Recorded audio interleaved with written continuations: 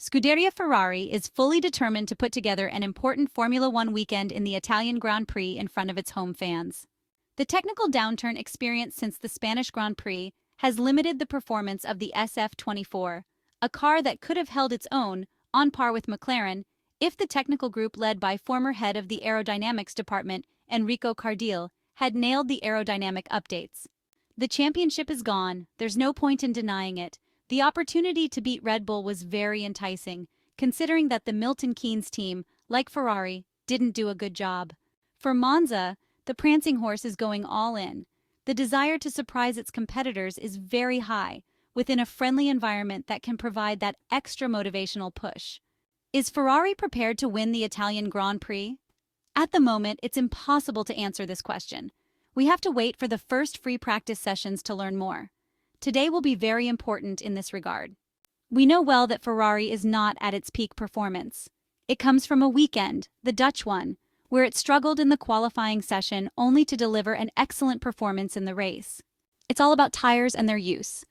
This is a topic that will also be crucial at the Monza circuit, especially considering the new track surface and the changes to turns 1 and 2.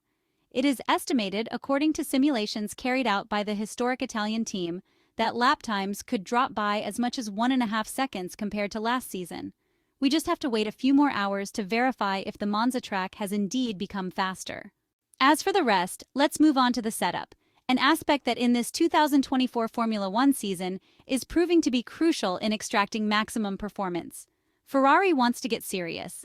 The unstated but implicit goal is just one, to try to win the home race after securing pole position. Obviously, this target will have to be shared with at least 3 other teams, McLaren, Red Bull, and Mercedes. We can't say that the forecast is in favor of Ferrari, though. Although the race weekend is taking place in Monza under the watchful eye of the home crowd, it remains to be seen whether the new features that the Maranello team has brought to Monza will be enough to make the expected leap in quality.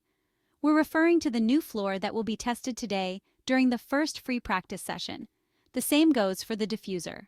Additionally, there's the specific aerodynamic package to adapt the SF-24 to the track. The compromise at Monza won't be as complicated as on other tracks. For this reason, Ferrari hopes, but above all, thinks it can make its aeromechanical setup work. Thanks to the images taken directly from the Monza pit lane by various journalists and posted on social media, we can analyze the choices made by Ferrari and the rest of the top teams. As we anticipated in our usual preview, the Maranello team has brought a very low-drag version of the rear wing. The main plane features a very reduced wing surface, with its leading edge being very minimally pronounced. There is almost no difference in curvature between the two ends of the wing. Ferrari is the team that has chosen to reduce the rear downforce the most for the 16th round of the 2024 Formula One Championship. They do this to try to increase top speeds, which are often not optimal due to the drag generated by the body of the SF-24. In Monza, the intention is to dominate the speed trap leaderboard. The second flap of the new specification is also interesting. This version shows a reduced angle of incidence by several degrees compared to other higher downforce configurations. Lastly, the wingtips have a design aimed at reducing wingtip vortices and limiting the drag generated by this component. A few words on the front wing of the Ferrari as well. The modification consists of a reshaping of the last additional flap, which shows a smaller chord in the central area, reducing the overall incidence of the package. With a very low-drag rear wing, it's necessary to maintain the ideal aerodynamic balance between the two axes by also reducing the front-end load. As expected, Red Bull has presented a medium-load downforce rear wing, with the last flap trimmed in some areas on the trailing edge. For years now, the Milton Keynes team has been using this technique to limit production and development costs of a new component. Observing this specific wing, we noticed 2 cuts, one on each side, that locally reduce the chord by several millimeters. This move aims to maximize top speeds, an area where Red Bull has shown considerable strength, as they can rely on a formidable ally in Formula One. We're referring to their excellent aerodynamic efficiency. This very aspect allows the blue racing-clad technicians to increase the rear downforce of the car without losing too much in terms of top speed. McLaren has brought a low-drag wing, less extreme than Ferrari's version, and significantly different from the version used at Monza last year. This specification features a main plane with a certain degree of curvature in its central area. Here's the first difference with the SF-24, which has a completely straight main plane. The trailing edge of the wing mounted on the MCL-38 is more pronounced, especially in the central part, where the technicians have decided to concentrate most of the produced downforce. The second flap has two distinct zones, the central area with a greater angle of incidence, while on the outer portions, the camber decreases to limit the strength of the wingtip vortices that are generated. The reason for this is clear: to reduce drag. The front wing is also interesting, featuring a cut in the upper flap to reduce the vertical load in favor of aerodynamic efficiency. Finally, Mercedes, which after Ferrari, is the car with the least downforce among the top teams. The main plane of the W15 is quite unloaded but not linear, like in the case of Ferrari. In the area where it joins the end plate, in fact, the profile takes on a twisted shape to further reduce the load in that area.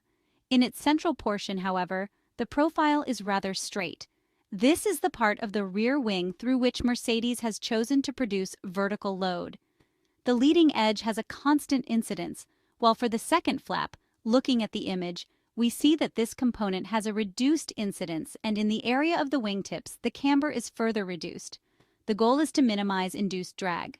Scuderia Ferrari's engineers have been dissecting the data to unravel the Zandvoort mystery, where a car that performed poorly in qualifying, with Charles Leclerc finishing sixth, nearly a second behind Lando Norris's pole time, became highly competitive in the race. The Monegasque driver finished just 2.5 seconds behind Max Verstappen, who came in second for Red Bull.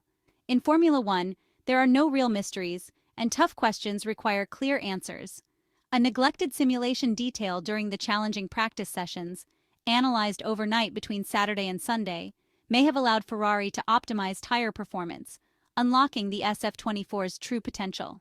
Finding the right balance is a delicate process that only McLaren seems to have mastered, turning the MCL-38 into a universal car that adapts to all track characteristics. This has allowed them to implement upgrades that work immediately, while Ferrari, Red Bull, and Mercedes have struggled with compatibility issues that have slowed their development. Ferrari therefore approaches Monza with renewed confidence after tackling the Dutch Grand Prix without new upgrades, as the preparations weren't completed in time.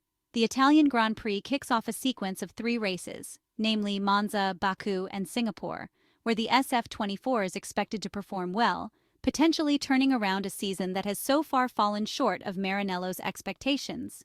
The new floor, featuring modifications to the Venturi channels and floor area, should allow Charles Leclerc and Carlos Sainz to fight for top positions at Ferrari's home circuit, which now boasts a completely resurfaced track and a slightly redesigned Prima Variante chicane.